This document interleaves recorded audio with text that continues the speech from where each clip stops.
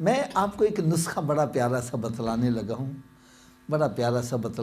ہوں، اگر آپ حضرات اس پر عمل کریں تو میں سمجھتا ہوں کہ بڑا فائدہ ہو سکتا ہے، کیونکہ میرے آقا صلی اللہ علیہ وسلم نے ارشاد فرمایا کہ قیامت کے روز میرا امتی جنت میں اتنا ہی میرے قریب ہوگا جتنا زیادہ اس نے دنیا میں مجھ پر درود پاک پڑھا ہوگا۔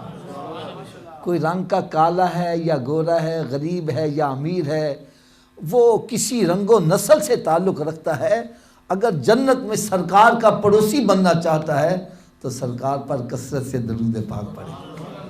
تو درود پاک پڑھنے کا طریقہ میں آپ کو بتلانے لگا ہوں، آپ کا وقت بھی نہ لگے، درود پاک بھی پڑھا جائے۔ وہ طریقہ کیا ہے؟ آپ اپنے گھر سے اپنی ڈیوٹی پہ جاتے ہیں، آپ کو وہاں پہنچنے میں یوں سمجھے 1 گھنٹہ لگتا ہے، یہ ٹائم تو آپ نے دینا ہی دینا ہے۔ کیا خیال ہے جی؟ چاہے خاموشی سے طے کر لو، چاہے گانے گنگناتے ہوئے یا ذہن میں کوئی پروپیگنڈے سوچتے ہوئے، اگر آپ گھر سے نکلو سب کام چھوڑو، میرے آقا پر درود و سلامی پڑھتے جاؤ، واپس آؤ درود و سلامی پڑھتے آؤ، سودا لینے جاؤ درود و سلام پڑھتے جاؤ، واپس آؤ درود و سلامی پڑھتے آؤ، رات کو لیٹے ہو نیند نہیں آ رہی، نہ فلمیں ڈرامے دیکھو، نہ ناول ڈائجسٹ پڑھو، میرے آقا صلی اللہ علیہ وسلم پر درود و سلامی پڑھتے جاؤ۔ اللہ کرے ایسا ہو جائے میں سو جاؤں یا مصطفیٰ کہتے کہتے اور کھلے آنکھ صلی اللہ کہتے کہتے۔ اللہ تعالیٰ سے میں دعا کرتا ہوں اللہ تعالیٰ ہم سب کو کثرت کے ساتھ درود و سلام پڑھنے کی توفیق عطا فرمائے۔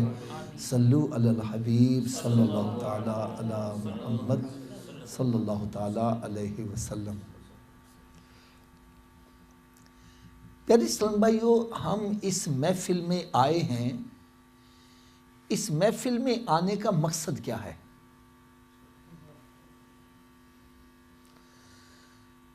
ہمارے عموماً ہوتا کیا ہے، آئے 2-4 فضیلتیں سنی، نعرے لگائے اور پھر لنگر کھایا، جیسے آئے ویسے اٹھ کر چلے گئے۔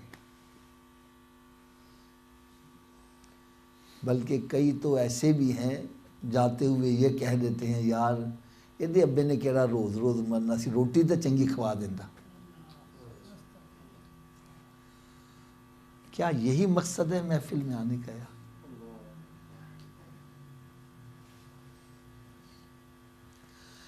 آج میں جو چند ایک مدنی پھول آپ کی خدمت میں پیش کروں گا، وہ بڑی توجہ سے سننا، ہو سکتا ہے کسی کے دل پر چوٹ لگے تو آج رخ مدینہ شریف کی طرف ہو جائے۔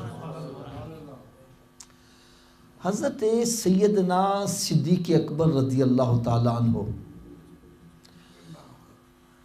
یاد رکھو ان کو جو بھی مقام ملا ہے وہ میرے آقا صلی اللہ علیہ وسلم کی فرما برداری کی وجہ سے ملا۔ تو ان کا ذکر کرنے کا مقصد کیا ہوتا ہے کہ یہ ہے انعام یافتہ، یہ کس راستے پر چلتے تھے، مجھے وہ راستے کا پتہ چلے اور پھر میں یہ دیکھوں میرا راستہ کون سا ہے۔ اور آج اگر یہاں سے اٹھو تو اپنے رخ مدینہ شریف کی طرف کر کے اٹھو، یہ ہے اصل مقصد آنے کا۔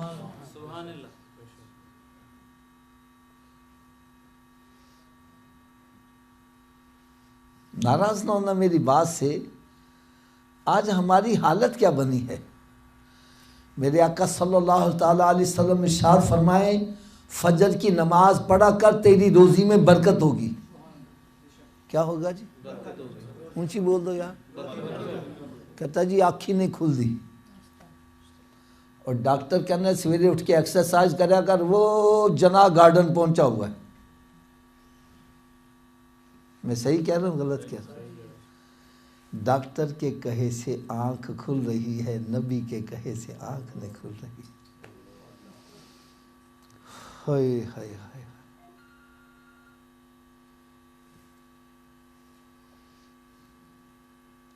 یقین جانو دل جلتا ہے۔ فجر کے وقت چلے جاؤ، مسجد ویران ہے اور پارکیں بھری ہوئی ہیں، عورتیں مرد دیکھو، کوئی ادھر جا رہا ہے، کوئی ادھر جا رہا ہے، کوئی الٹا ہو رہا ہے، کوئی سیدھا ہو رہا ہے۔ ایک کو میں نے پکڑ لیا، میں کہا یار آپ کیوں الٹے ہو رہے ہو؟ کہنے لگا جی ڈاکٹر نے کہا ہے۔ میں ڈاکٹر کے پاس چلا گیا، میں نے کہا یار بندے کو الٹا کیوں کرتے ہو؟ کہنے لگا حافظ صاحب آپ مسجد بناتے ہو، مدرسہ بناتے ہو، مکان بناتے ہو، پانی کی ٹینکی اوپر رکھتے ہو نیچے رکھتے ہو؟ میں نے کہا جی اوپر۔ کہنے لگا کیوں؟ میں نے کہا اوپر سے پانی نیچے لانا آسان ہے، نیچے سے اوپر لے جانا مشکل ہے۔ کہنے لگا بس پھر سمجھ لو یہ دل جو ہے نا، دل خون کی ٹینکی ہے، اس کے لیے خون نیچے پہنچانا آسان ہے، دماغ تک پہنچانا مشکل ہے۔ جب ہم بندے کو الٹا کرتے ہیں دماغ نیچے ہوتا ہے، دل اوپر ہوتا ہے، بلڈ سرکولیشن دماغ کو ہوتی ہے، بندہ فریش ہو جاتا ہے۔ میں نے کہا اچھا اس لیے الٹا کرتے ہو؟ کہنے لگا ہاں۔ پھر کہنے لگا کہ سچی گل بھی دس دیا۔ میں نے کہا کیا؟ کہنے لگا جتنی دماغ کو بلڈ سرکولیشن سجدے کی حالت میں صحیح ہوتی ہے، الٹا لٹکنے سے بھی صحیح نہیں ہوتی۔ جب بندہ سجدے میں جاتا ہے دماغ نیچے ہوتا ہے، دل اوپر ہوتا ہے۔ میں نے کہا ڈاکٹر کے کہے سے تو ایک مرتبہ دماغ تازہ کرے گا، میرے آقا کا غلام بن جا، روزانہ 5 مرتبہ تیرا دماغ تازہ ہوتا رہے گا۔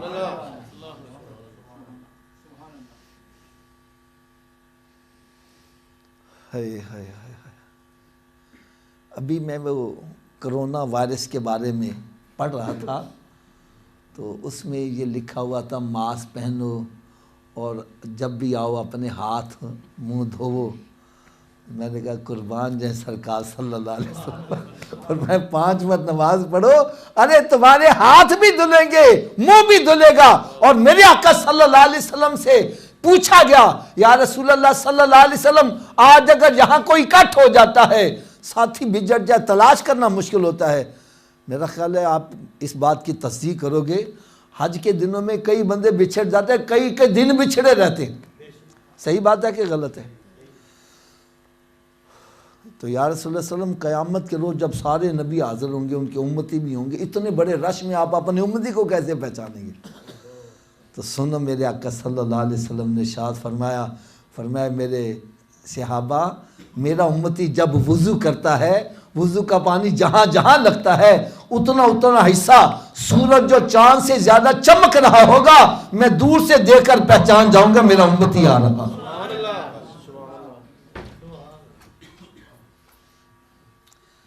اب ناراض نہ ہونا، میں ہاتھ باندھ کر ایک بات کہنا، جو امتی وضو ہی نہیں کرتا، نماز ہی نہیں پڑھتا، اس کا کیا بنے گا؟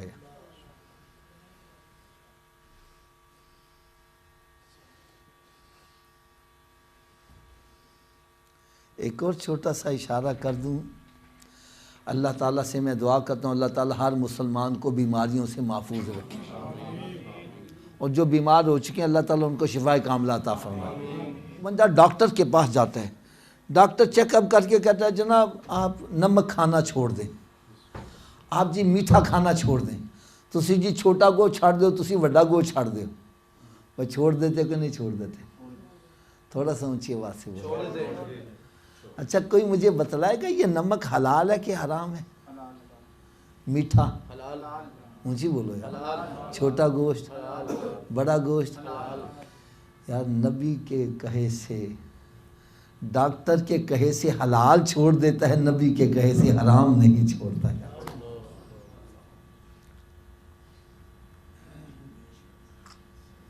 ڈاکٹر کے کہے سے اپنی من پسند چیز مٹھائی چھوڑ رہا ہے، اور نبی کے کہے سے شراب نہیں چھوڑا، سود کھانا نہیں چھوڑا، حرام کھانا نہیں چھوڑا۔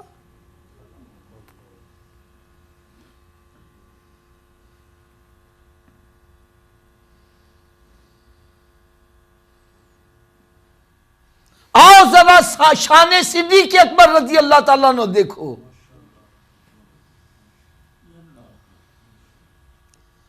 میں ایک مثال دینے لگا ہوں، میں بیان کر رہا ہوں، آپ بڑی توجہ سے سن رہے ہو۔ اتنے میں اگر کوئی بندہ پیچھے سے آ جائے اور وہ آگے آنا چاہے تو میں چاہتا ہوں یار یہ محفل ڈسٹرب نہ ہو، تو میں اشارہ کروں گا کہ اس کا کیا مطلب ہے۔ بس یوں سمجھو میرے آقا صلی اللہ علیہ وسلم مسجد میں جلوہ فروز ہیں، اور سرکار صلی اللہ علیہ وسلم صحابہ کرام علیہم رضوان کے درمیان جلوہ فروز ہیں، اور کچھ ارشاد فرما رہے ہیں۔ اتنے میں سیدنا صدیق اکبر رضی اللہ تعالیٰ عنہ اپنے ساتھیوں کے ہمراہ وہ بھی مسجد میں داخل ہوئے۔ میرے آقا صلی اللہ علیہ وسلم نے اشارہ فرمایا، جو جہاں تھا وہیں بیٹھ گیا۔ جب محفل برخاست ہوئی تو دیکھا افضل البشر بعد از انبیاء بالتحقیق سیدنا صدیق اکبر رضی اللہ تعالیٰ عنہ ہماری جوتیوں میں بیٹھے ہوئے ہیں۔ ایک دم تڑپ گئے، صدیق یہ تم نے کیا کیا؟ جوتیوں میں کیوں بیٹھ گئے؟ ارے ایک قدم آگے بڑھا کے اندر آ جاتے، جوتیوں میں کیوں بیٹھے ہو؟ اب صدیق کا جواب سنو، فرمایا سرکار صلی اللہ علیہ وسلم نے جب اشارہ کیا تھا میں جوتیوں میں تھا، اگر میں ایک قدم آگے بڑھا کے اندر آ جاتا اور وہاں موت آ جاتی تو میں نے سرکار کے نافرمانوں میں اٹھایا جاتا۔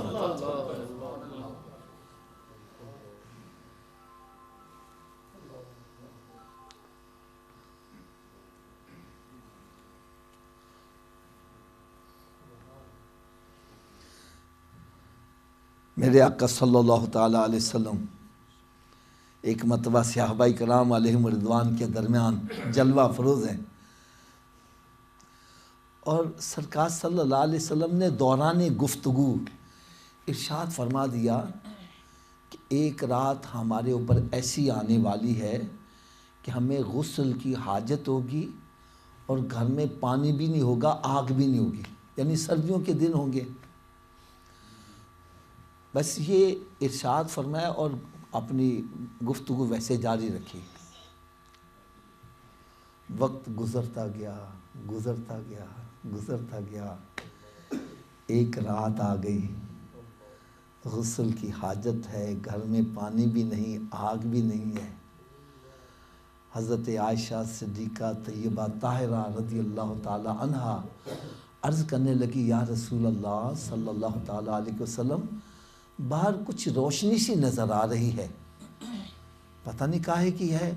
سرکار صلی اللہ علیہ وسلم حجرہ مبارکہ سے باہر تشریف لائے اور دیکھا سیدنا صدیق اکبر رضی اللہ تعالیٰ عنہ ایک ہاتھ میں آگ اور ایک ہاتھ میں پانی لے کر کھڑے ہیں۔ فرمایا صدیق تو یہاں اس وقت؟ عرض کر لگے یا رسول اللہ جب سے آپ نے ارشاد فرمایا اس دن سے میں روزانہ یہاں آگ اور پانی لے کے کھڑا رہتا ہوں، پتہ نہیں کب میرے آقا کو ضرورت پڑتی ہے۔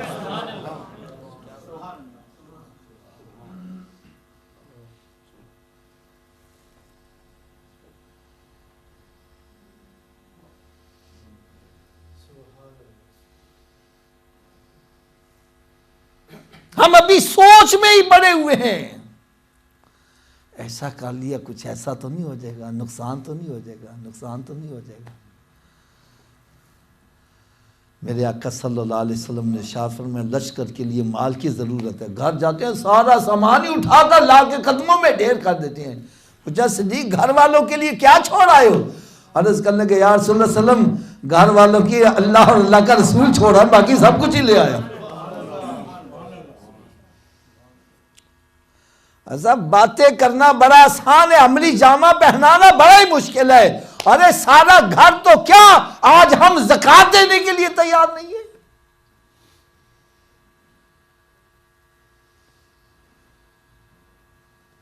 جو 2.5% بنتی ہے 100 روپے میں 2.5 روپے دینے کے لیے تیار نہیں ہے، اور سانے صدیق دیکھو گھر کا سارا سامان ہی لا کر رکھ دی۔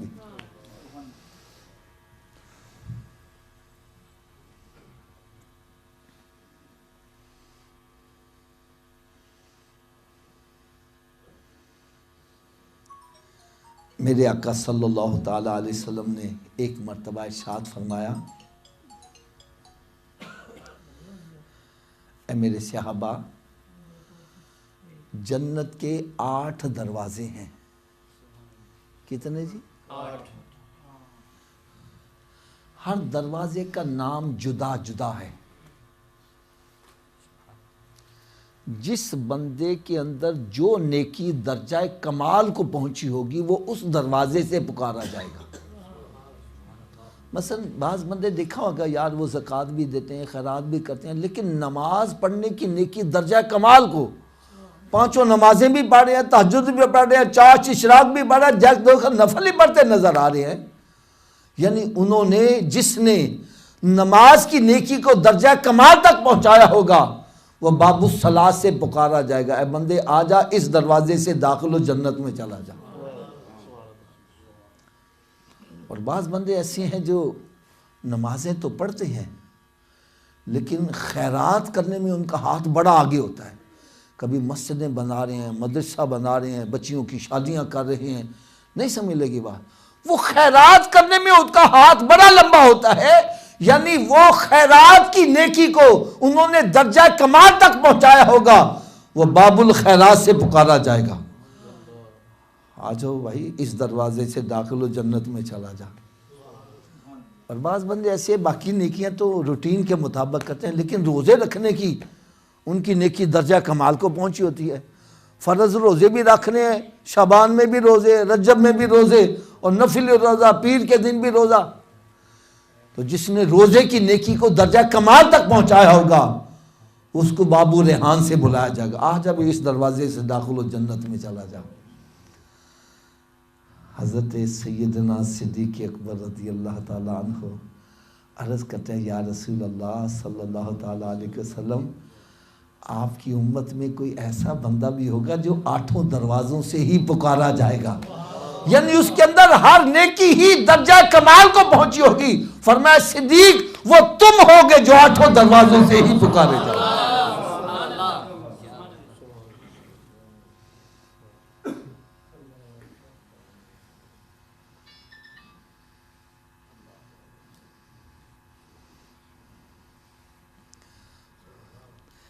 آپ کو کچھ عشق اور محبت کی بھی 1-2 باتیں سنا دوں ہیں.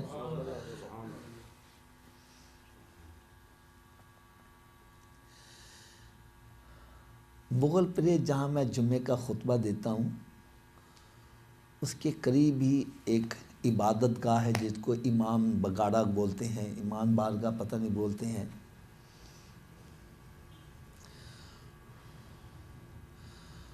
تو وہ بعض کا اتنا وہ بیان کرتے ہیں تو اعتراضات صحابہ کرام کی ذات پر، تو پھر لوگوں کا ذہن صاف کرنے کے لیے ان کو میں جواب دیا کرتا.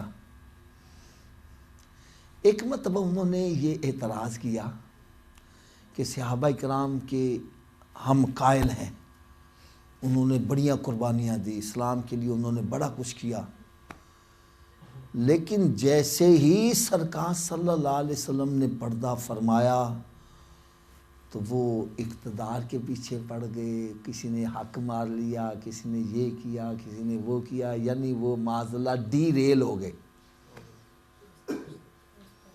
بات سمجھ آ رہی ہے؟ اب میں سوچ پڑ گیا، میں کہا اس کا جواب کیا دیا جائے. تو یار سوچتے سوچتے مجھے جب جواب آیا تو مجھے کئی دن تک اس کی حلاوت محسوس ہوتی ہوئی. دعا کرو اللہ تعالی ہمیں بھی دین میں غور و فکر کی دولت عطا فرمائے. آپ نے ایک نام سنا ہوگا، میاں شیر محمد صاحب رحمۃ اللہ تعالی، سنا ہوا ہے، شرط بشرے والے سرکار. آپ کے ایک مرید تھے، وہ ایک سکھ کی عورت پر ایسے ہی بس فریفتہ سے ہو گئے. سکھ کی عورت نے اس سے کہا کہ میرا شوہر جو ہے وہ شہر جا رہا ہے، تو وہ رات کو یہاں نہیں ہوگا تو تم آ جانا. یہ رات کو جب وہاں گئے نا تو دیکھا سکھ جو ہے نا صحن میں ٹہل رہا ہے. یہ ڈر کے واپس آ گئے. اگلے دن پھر ملاقات کی، کہنے لگے تو آیا نہیں، کہنے لگے تو مجھے مروانے لگی تھی. وہ سکھ تو باہر ٹہل رہا تھا، اس نے کہا تجھے مغالطہ لگا ہے، وہ آج رات بھی نہیں ہوگا. اگلی رات آئی تو پھر وہ چلا گیا تو دیکھا پھر وہ سکھ ٹہل رہا ہے. پھر یہ ڈر کے واپس آ گئے. اگلا دن جمعہ تھا تو جمعہ یہ میاں صاحب کے پیچھے پڑا کرتا تھا. جیسے یہ مسجد میں داخل ہوا، میاں صاحب نے فرمایا بیلیو اور چنگے کام کریا کرو، سانو روز روز سکھ نہ بننا پیا کرو. اس کو کہتے ہیں پیر جنا دے کامل میاں حضرت باہو اور کنڈی لگ دے تر کے ہو. میں نے کہا جن کا پیر میاں شیر محمد ہو وہ مریدوں کو ڈوبنے نہ دے، اور جن کا پیر امام الانبیاء ہو وہ مریدوں کو کیسے ڈوبنے دے. نعرہ تکبیر، نعرہ رسالت، سبحان اللہ.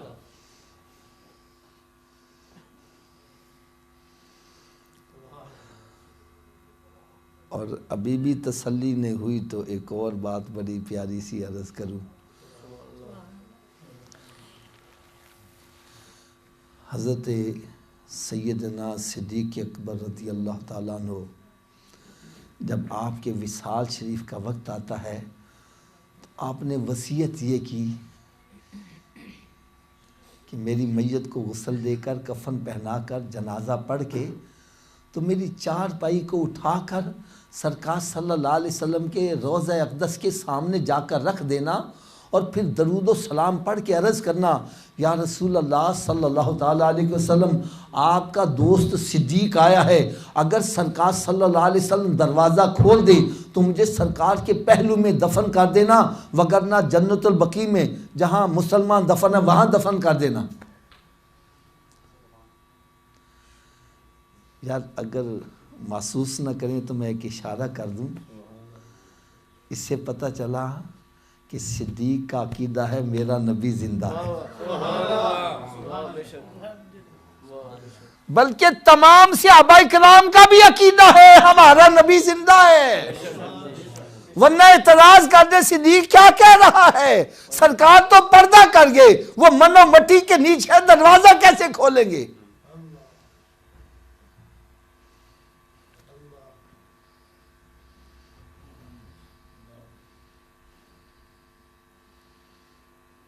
ایک بندہ کہنے لگا حافظ صاحب اصل میں وہ امیر المومنین تھے تو اس لیے کوئی ڈر کے بولا نہیں۔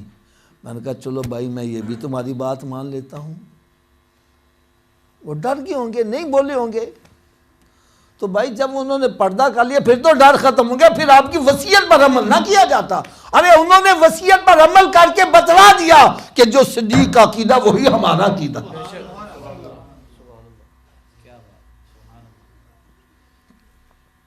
چارپائی لائی گئی ہے، چارپائی رکھ کر حضرت مولا علی شیر خدا رضی اللہ تعالیٰ عنہ درود و سلام کے گجرے نشاور کرتے ہیں اور پھر عرض کرتے ہیں یا رسول اللہ صلی اللہ تعالیٰ علیہ وسلم آپ کا دوست صدیق آیا ہے۔ حدیث مبارکہ میں آتا ہے میرے آقا صلی اللہ علیہ وسلم نے اسی وقت دروازہ بھی کھول دیا اور مزار پر انوار سے آواز آئی کہ ادخل الحبیب الی الحبیب، دوست کو دوست کے ساتھ ملا دو۔ میں نے کہا صدیق وہ ہے جس کے پردہ کرنے کے بعد بھی سرکار نے اس کو اپنا دوست ہی قرار دیا۔ اگر وہ معاذ اللہ ڈی ریل ہو گئے ہوتے تو سرکار دوست ان کو قرار نہ دیتے۔ جی حق کھا لیا تھا تو یہ ہو گیا تھا وہ ہو گیا تھا، اگر ایسی بات ہوتی تو سرکار کبھی دروازہ نہ کھولتے اور کبھی یہ نہ فرما دیتے یہ میرا دوست ہے، دوست کو دوست کے ساتھ ملا دو۔ آپ نے پتہ نہیں نام سنا ہوگا میاں میر صاحب رحمت اللہ تعالی، سنا ہے؟ بولو تو صحیح یار۔ یہ جہانگیر بادشاہ کے دور کے ولی کامل ہیں۔ جہانگیر کی بیوی شیعہ مسلک سے تعلق رکھتی نور جہاں، تو یہ ایران سے اپنے مبلغ بلا کر انڈیا کے اندر اپنے مسلک کو عام کرنے کے لیے کوشش کرتی تھی۔ ایک مرتبہ وہاں سے وفد آ رہا تھا، رات کا وقت ہو گیا تو انہوں نے دیکھا میاں صاحب کا ڈیرا ہے، چلو رات یہاں رک جاتے ہیں پھر آگے صبح چلے جائیں گے۔ خیر فقیر کا ڈیرا تھا، آپ نے کھانا وغیرہ پیش کیا، جو بستر وغیرہ خدمت کی۔ جب وہ اگلے دن جانے لگے تو آپ نے شاہ فرمایا بھائی تم کدھر جا رہے ہو؟ انہوں نے اپنا بتلایا ہم جی ایسے عالم دین ہے تو ہم یہ ایسے کے لے جا رہے ہیں۔ فرمایا یار مجھے ایک مسئلہ بتلا دو تو تمہاری بڑی مہربانی۔ وہ کہنے لگا جی تسی پوچھو اسی بڑے وڈے عالم دین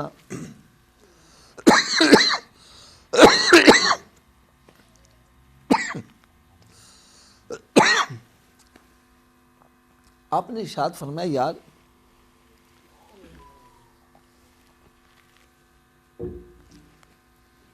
ایک بندہ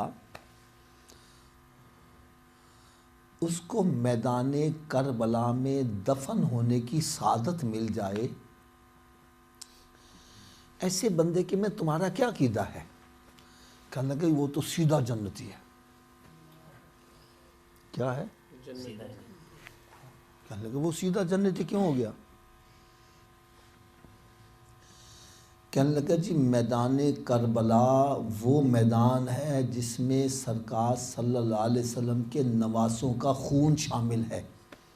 ہمارے نزدیک وہ مٹی اتنی عظمت والی ہے جس میں وہ دفن ہو جائے وہ سیدھا جنت میں چلا جاتا ہے. کہنے لگے یار جس مٹی میں سرکار کے نواسوں کا خون شامل ہو جو وہاں دفن ہو وہ جنتی ہے، اور جہاں ان کے نانا تشریف فرما ہے اور جو ان کے پہلو میں لیٹے ان کے بارے میں تمہارا کیا عقیدہ ہے؟ وہ وہیں توبہ کر کے واپس پلٹ کے کہنے لگے جی بس بات پوری ہو گئی ہے.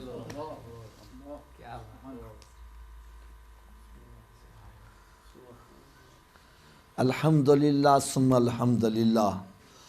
آج اگر آپ سے کوئی بندہ سوال کرے کہ نبی پاک صلی اللہ علیہ وسلم کی امت میں کوئی ایسے افراد ہیں جو اس وقت جنت میں ہیں، تو آپ برملا کہو ہاں 2 صحابہ کرام ایسے ہیں جو جنت سے بھی اعلیٰ مقام پر ہیں.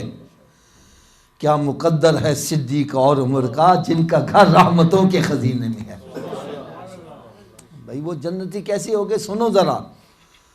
نبی پاک صلی اللہ علیہ وسلم نے شاہ فرمایا ماں بینا بیتی و منبری روضۃ من ریاض الجنہ. میرے حجرے اور ممبر شریف کے درمیان کا حصہ کیا ہے؟ جنت کی کیاریوں میں. اونچی بول دو یار. یعنی جو آج جنت میں نماز پڑھنا چاہے وہاں نماز پڑھے ایسے جیسے جنت میں نماز ادا کر رہا ہے. بھائی یہ جنت کی کیاری کیوں بن گئی؟ تو جواب ملا سرکار صلی اللہ علیہ وسلم فجر کے وقت نماز پڑھانے تشریف لا رہے ہیں، پھر واپس جا رہے ہیں، پھر ظہر عصر مغرب عشاء. جس جگہ کو بار بار میرے آقا صلی اللہ علیہ وسلم کی قدم بوسی کا شرف حاصل ہوا، ارے وہ جنت کی کیاریوں میں کیاری بن گئی. اور جہاں سرکار خود جلوہ افروز ہے اس کا مقام کیا ہوگا؟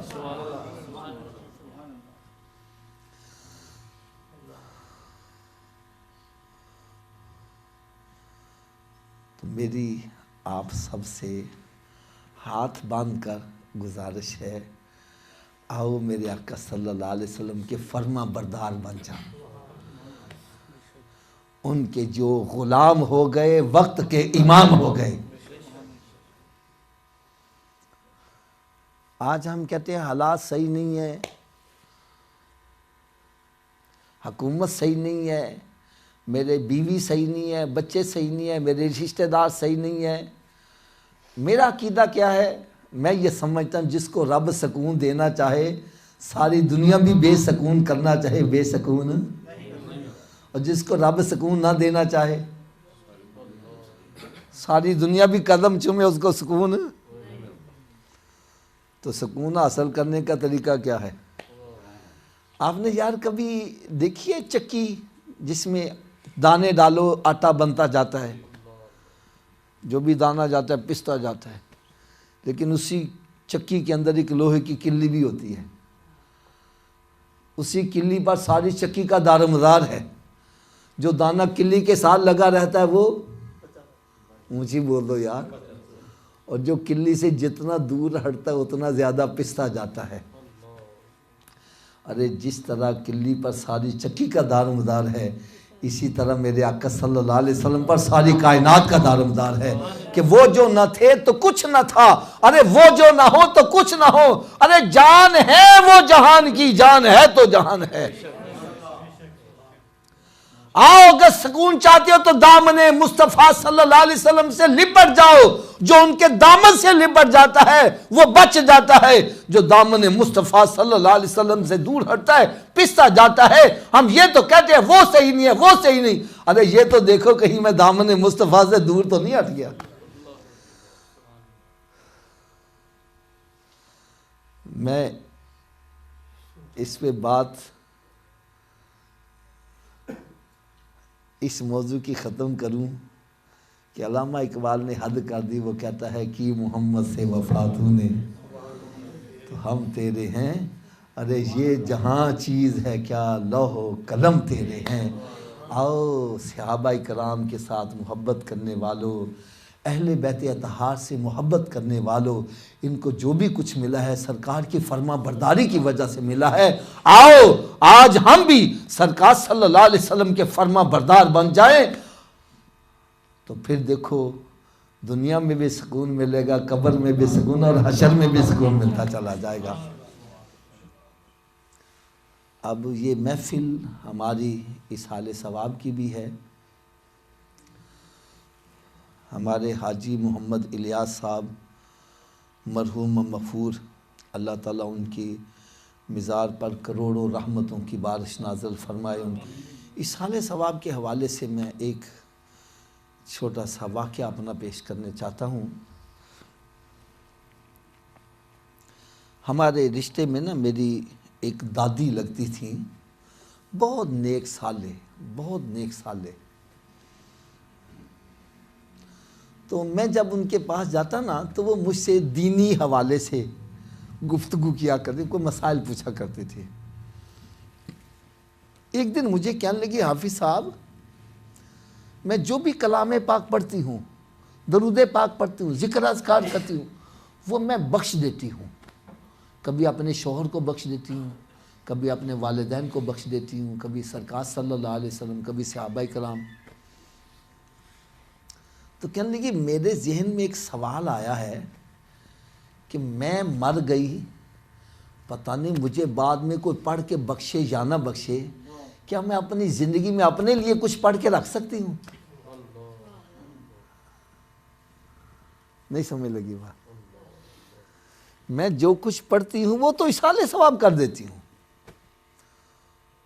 میں نے سوچا میں مر گئی، پتہ نہیں میرے بعد مجھے کوئی اصحال ثواب کرے یا نہ کرے، تو کیا میں اپنی زندگی میں اپنے لیے ہی کچھ پڑھ کے رکھ سکتی ہوں؟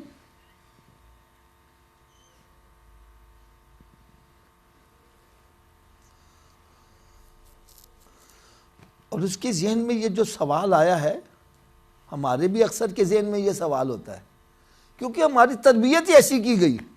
پترا تو روزہ رکھیا ہے نا، کسی دی شے نہ روزہ نہ کھولی، اگر تو کھول لیتا تو سارا ثوابوں چلا جائے گا، تیرے پلے کھ نہیں رہے گا. تو ہم ڈرتے تھے، نہ جی نہ، ہم نے کسی کی شے سے روزہ نہیں کھولنا. حالانکہ اللہ تعالیٰ کے ہاں کسی شے کی کمی، وہ افطار کروانے والے کو بھی پورا ثواب دے گا، تو روزہ رکھنے والے کے ثواب میں کمی نہیں آنے دے گا. ہم میں نے اماں جی سے عرض کی، میں نے کہا اماں جی آپ کے ذہن میں یہ جو سوال آیا ہے نا، وہ اس لیے آیا ہے کہ آپ اصحال ثواب کی حقیقت کو سمجھتی نہیں ہیں. ہم اصحال ثواب کو کیا سمجھتے ہیں؟ میرے پاس 100 کا نوٹ ہے، میں نے حافظ صاحب کو دے دیا، میرا پلہ خالی ہو گیا. میں نے پڑھا ایک قرآن پاک، اب ڈر رہا ہوں ابا جی نے بخش دیتا میرے پلے کی رہ جائے گا.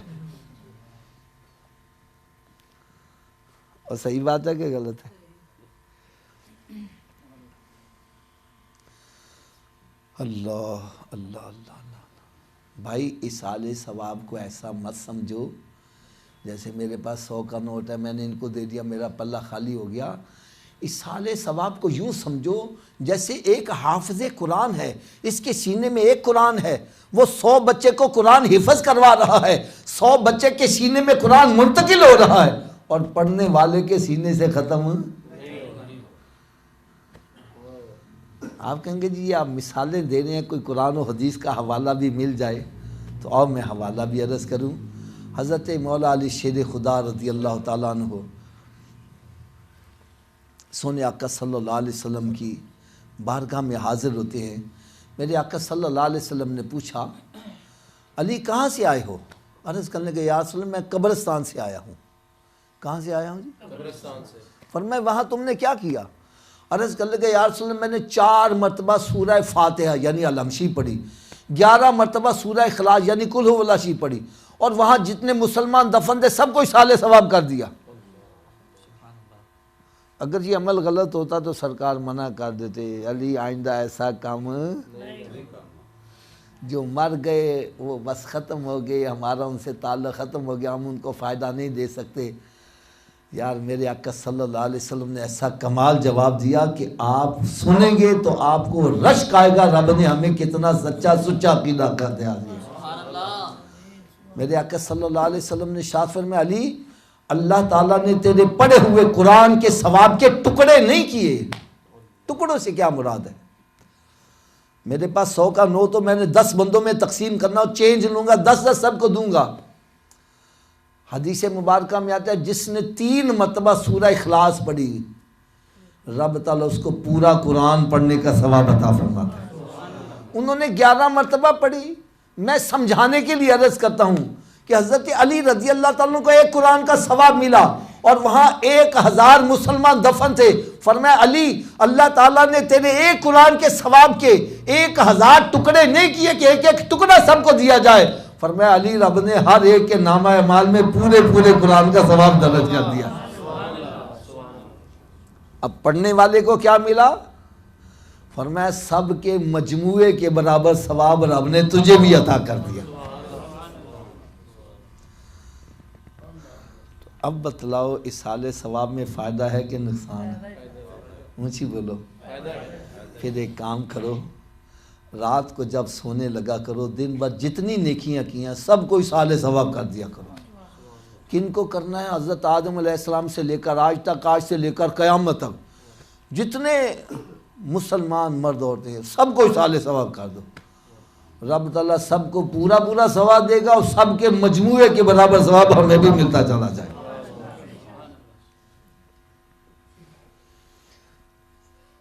اور جو بندے کہتے ہیں جی اصالِ ثواب نہیں پہنچتا ہے، اس کی کیا دلیل ہے، تو میں ایک ہی صرف دلیل دوں گا۔ میرا خیال ہے کہ عقل مند کے لیے اشارہ ہی کافی ہے۔ میرے آقا صلی اللہ علیہ وسلم نے ارشاد فرمایا علی منڈی سے 2 بکرے لاؤ۔ کتنے؟ 2۔ اونچی بولو یار۔ انہوں نے لا کر پیش کر دی، یا رسول اللہ صلی اللہ علیہ وسلم یہ 2 کیوں منگوائے ہیں؟ فرمایا ایک اپنے نام کی قربانی کروں گا، ایک اپنے امتیوں کے نام کی قربانی کروں گا۔ اب امت میں کون شامل ہے؟ جو پردہ کر گیا وہ بھی، جو موجود ہے وہ بھی، جو قیامت تک آنے والے۔ میرے آقا صلی اللہ علیہ وسلم نے سب کو اصالِ ثواب کر دیا۔ فرمایا ایک اپنے نام کی کروں گا، ایک اپنے امتیوں کے نام کی کروں گا، اور پھر فرمایا میں یہ دیکھوں گا میری امت میں کون ہے جو میرے نام کی بھی قربانی کرے گا۔ یار ایمانداری سے بتلو، ان کو رب توفیق دیتا آج بھی میرے آقا کے نام کی قربانی بولو تو صحیح یار، یہ اصالِ ثواب نہیں ہے۔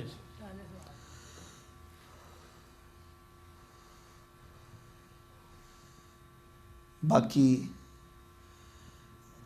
اصالِ ثواب میں بخل نہ کیا کرو، کنجوسی نہ کیا کرو، جو بھی نیکی کرو اصالِ ثواب کر دیا کرو، یہ تمہارا دامن خالی نہیں ہوگا بلکہ بڑھتا چلا جائے گا۔ اور اصالِ ثواب کا جو اصل مقصد ہے جو آج ہم نے بھلا دیا ہوا ہے، اصل مقصد کیا ہے کہ جس طرح ہمارے حاجی الیاس صاحب انتقال کر گئے، ہم نے بھی یہاں صدا اونچی بول دو یار۔ اگر میری بات غلط ہو تو بھائی میرے جھولی میں ڈال دینا کہ حافظ صاحب آپ غلط کہہ رہے ہیں، میں برا نہیں مناؤں گا، اپنی اصلاح کروں گا۔ اور اگر میری بات سچی ہو تو پھر عمل ہونا چاہیے کہ نہیں ہونا چاہیے؟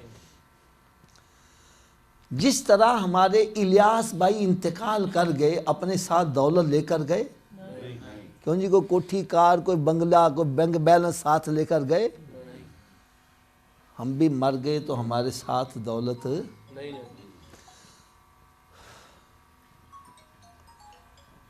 اور انتقال کر گئے، قبر میں کوئی ان کا رشتہ دار لنگوٹیا یار بھی ساتھ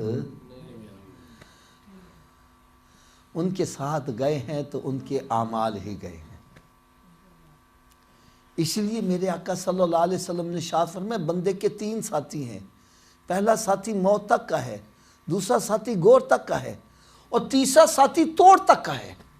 موت تک کا ساتھی کون ہے؟ انسان کی جائیداد منقولہ ہے یا غیر منقولہ، موویبل پراپرٹی ہے یا اموویبل پراپرٹی، جتنی بھی پراپرٹی ہے اتنی دیر بندے کے نام ہے جتنی دیر سانچ ساوے۔ جیسے بندے کا انتقال ہو جائے گا جائیداد کا بھی انتقال ہو جائے گا۔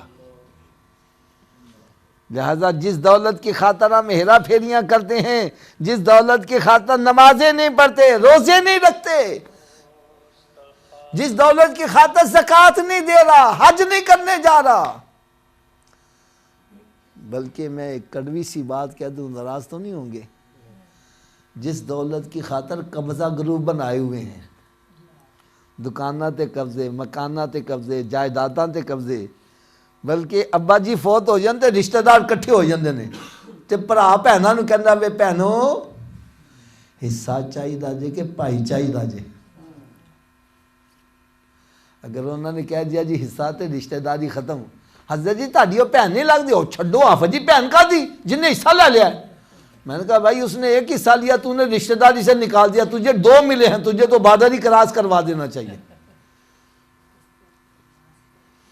شرم نہیں آتی؟ رب تعالیٰ نے پہلے مرد کو 2 حصوں کا مالک بنایا ہے. اگر 2 کھا کے میرا پیٹ نہیں بھرا, تیسرا کھا کے ویسے ہی پیٹ بھر جائے گا.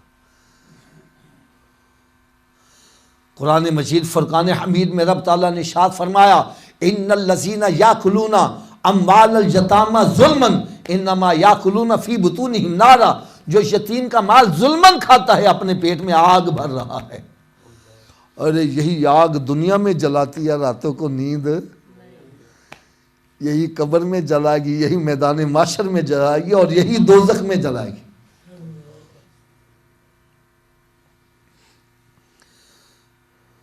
میں کہتا ہوں چلو کر لو, پورے لاہور تے قبضہ کر لو. حضرت جی مر گئے تے نال کچھ جائے گا؟ اگر سچی گل دساں تے تن دے کپڑے بھی نال, آ جا کے کفن دا کپڑا وہ بھی کسی نو نصیب ہوندا تے کسی نو بھی نصیب. سکندر اعظم نے جس نے پوری دنیا فتح کر لی, جب موت کا وقت آنے لگا کہنے لگا میرے ہاتھوں کو کفن سے باہر رکھنا. لوگ کہنے لگے جی ہاتھیں اندر رکھے نا, آپ کے باہر کیوں رکھے؟ اس نے کہا شاید میری میت کو دے کر کسی کو عبرت آ جائے, میں نے پوری دنیا فتح کی لیکن خالی ہاتھ ہی جا رہا ہوں. ارے خالی ہاتھ ہی آئے ہیں تو خالی ہاتھ ہی جانا ہے. اور دوسرا ساتھی ہے گور تک کم ہے رشتہ دار عزیز و اقربا, جہے کہتے ہیں آئے سارے نہ تاش کھیڑو, آ سارے نہ جوا کھیڑ, آ ہمارے ساتھ بیٹھ کے شرابی اسی تیرے نال مریں گے, تیرا ساتھ نہیں چھڑیں گے. جب بندہ مر جاتا ہے تو پھر 4 بھائی پھاڑ کے آئے نہیں جانے دیں گے. ساتھ ہی کہنے قبر کا بندوبست ہو گیا, جلدی کرو کدھر بو نہ آن لگ پہ. نام ہی نہیں لیندے پھر, ہائے ہائے نام بھی کاٹ دیتے ہیں میت. کتنے نہیں تیرے گھر والے جنہاں لئی سے تو پاپ کماندا, جہے کہندے سی مران گے نال تیرے اج انہاں بھی بازیاں آ رہی ہیں. اندھیری قبر میں منو مٹی کے نیچے دفن کر کے پھر کہنے لے بھی اللہ دے حوالے, کیوں جی مڑ کے پھیرا پاندے نے.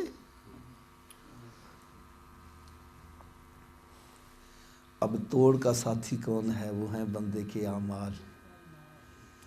نیک ہیں تو وہ بھی ساتھ ہی رہیں گے, اللہ نہ کرے اگر برے ہیں تو وہ بھی ساتھ ہی رہیں گے. اس لیے میرے آقا صلی اللہ علیہ وسلم نے ارشاد فرمایا قبر یا تو جنت کے باغوں میں ایک باغ بن جاتی ہے یا پھر دوزخ کے گڑھوں میں گڑھا بن جاتی ہے. اعمال اچھے کر کے جاؤ گے وہی قبر جنت کے باغوں میں باغ بن جائے گی. اور اللہ نہ کرے اگر اعمال اس کے برعکس ہوئے, نہ نماز پڑھتا ہے, نہ روزہ رکھتا ہے, نہ نیک اعمال کرتا ہے, نہ حلال حرام کی تمیز ہے, نہ ماں باپ کا ادب و احترام, نہ صلہ رحمی کر رہا ہے, اپنی منمانی کر رہا ہے, نہ اللہ کا خوف ہے, نہ رسول اللہ صلی اللہ علیہ وسلم سے حیا کرتا ہے, جو منمانی آتا ہے کرتا جا رہا ہے, ایسا بندہ جب قبر میں جاتا ہے قبر کہتی ہے آنے والے تیرا آنا مبارک نہ ہو, تیرے آنے سے پہلے میں مٹی کا ڈھیر تھی, تیرے آنے کی وجہ سے میرے اندر دوزخ کی طرف سے کھڑکی کھولی گئی ہے, تو نے مجھے آ کے ستایا ہے, اب میں قیامت تک تجھے چین سے نہیں رہنے دوں گی. فرماتے ہیں قبر ایسے کھلتی ہے, پھر جب آپس میں آ کے ملتی ہے تو بندے کی پسلیاں ٹوٹ پوٹ کے ایک دوسرے میں پیوست ہو جاتی ہیں. یار میں ایک اشارہ کرنے لگا ہوں, پتہ نہیں کس کے دل پر چوٹ لگے, آج رخ مدینہ شریف کی طرف ہو جائے. دیکھو بھائی میری دعا ہے اللہ تعالی ہر مسلمان کو بیماریوں سے محفوظ رکھے, اور جو بیمار ہو چکے ہیں اللہ تعالیٰ ان کو شفائے کاملہ عطا فرمائے. یار ایک بندہ تندرست ہے, رات کو لیٹتا ہے, کروٹ بدل ہے, صبح ہو جاتی ہے, رات کے گزرنے کا پتہ, لیکن اللہ نہ کرے اسی کے داڑھ میں درد ہو جائے, کان میں درد ہو جائے, گردے میں درد ہو جائے, پھر رات کیسے گزرتی ہے؟ ارے رات گزرنے کا نام ہی نہیں لیتی, گھڑی کی طرف دیکھ رہے کہ ایک سیکنڈ کئی سالوں کا لگتا ہے. میں ہاتھ باندھ کر عرض کروں گا اللہ نہ کرے اگر دنیا میں تکلیف آ جائے, دنیا کی رات گزارنا مشکل ہو جائے, اللہ نہ کرے اگر قبر میں عذاب آ گیا, قبر کی رات کیسے گزرے گی؟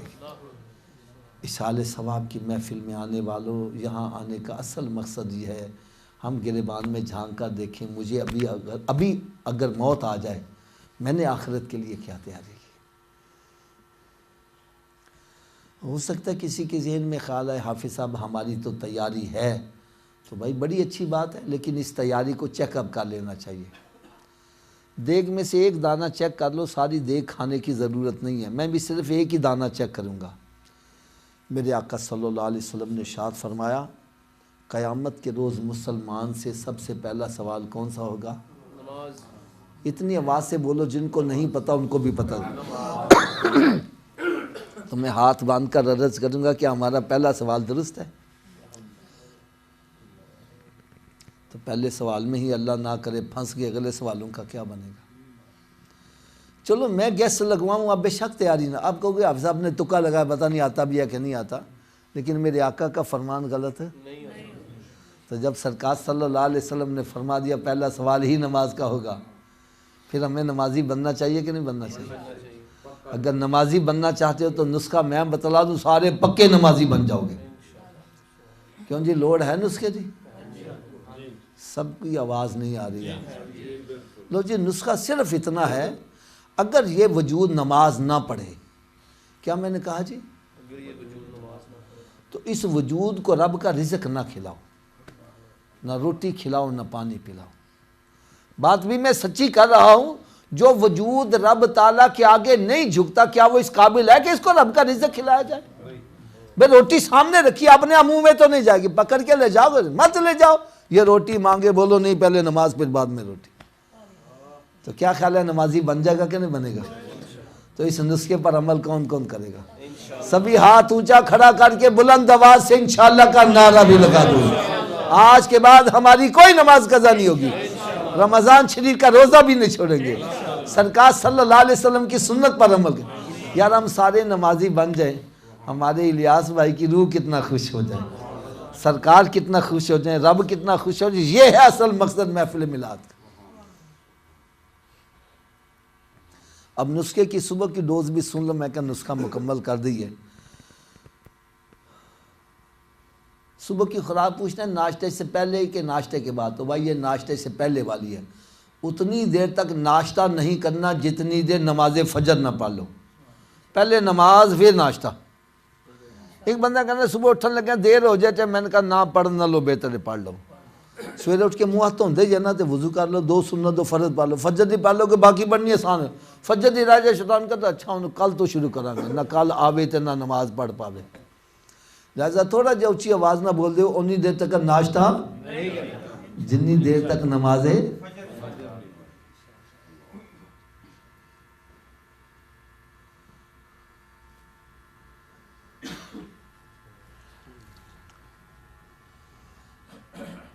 اور اتنی دیر تک کوئی اخبار رسالہ نہیں پڑھنا جتنی دیر قرآن پاک کی تلاوت نہ کر لو.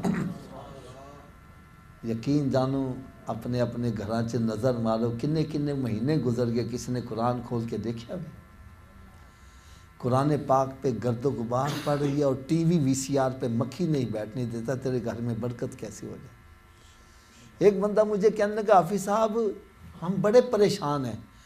بھائی کیا ہو گیا ہے؟ کہنے لگا ہمارے گھر سے بیماری جاتی ہی نہیں ہے، ایک اٹھ دے دوجا لمحہ پہ جاندہ جے، اور لڑائی ہر ویلے بوکر کھڑی رہنی جے، ایک دوسرے کو قتل کرن تے لگے ہوئے جے، اور بے برکتی دے عالم میں سارے کما رہے نے پیسے دا پھر بھی پتہ نہیں چل رہا. حافظ جی ویکھو کدھر کالا تے نہیں جے کسی نے کر دیتا؟ میں نے کہا گھر چ قرآن پڑھ دے جے؟ کہنے لگا جی نہیں. میں نے کہا پھر پیلا بھی نال ہی ہو گیا. ارے جس گھر میں قرآن نہ پڑھا جائے وہ گھر ویران ہے. ویران گھر پہ شیطان قبضہ کرے گا، کالے پیلے سب چلیں گے. میرے آقا صلی اللہ علیہ وسلم نے ارشاد فرمایا اپنے گھروں کو قبرستان مت بناؤ، اپنے گھروں کو ویران مت کرو. ارے گھر بندوں سے آباد نہیں ہوتے، گھر تلاوت کلام پاک سے آباد ہوتے. ایک بندہ کہنے لگا میں تو قرآن ہی نہیں پڑھا ہوا، میں نے کی کرنا؟ میں نے کہا تو صبح اٹھ کے قرآن پاک دا دیدار ہی کر لیا کر. رات کی ڈوز یہ ہے کہ اتنی دیر تک سونا نہیں جتنی دیر 5 نمازیں پوری نہ کر لو. کہ سونے والے رب کو سجدہ کر کے سو، کیا خبر اٹھے نہ اٹھے صبح کو. ایک بندہ مجھے کہنے لگا حافظ صاحب میری تے قسمت ہی پھٹ گئی جی، قسمت ہی الٹ گئی ہے۔ آپ کو کیسے پتہ چلا؟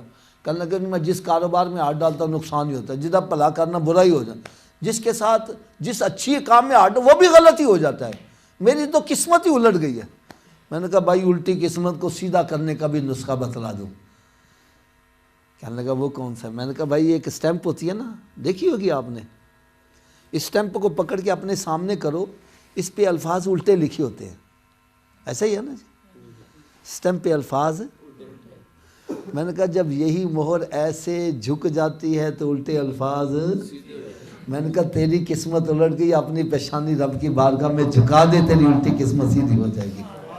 یہ ایک سجدہ جسے تو گراں سمجھتا ہے، ہزار سجدوں سے دیتا ہے آدمی کو نجات۔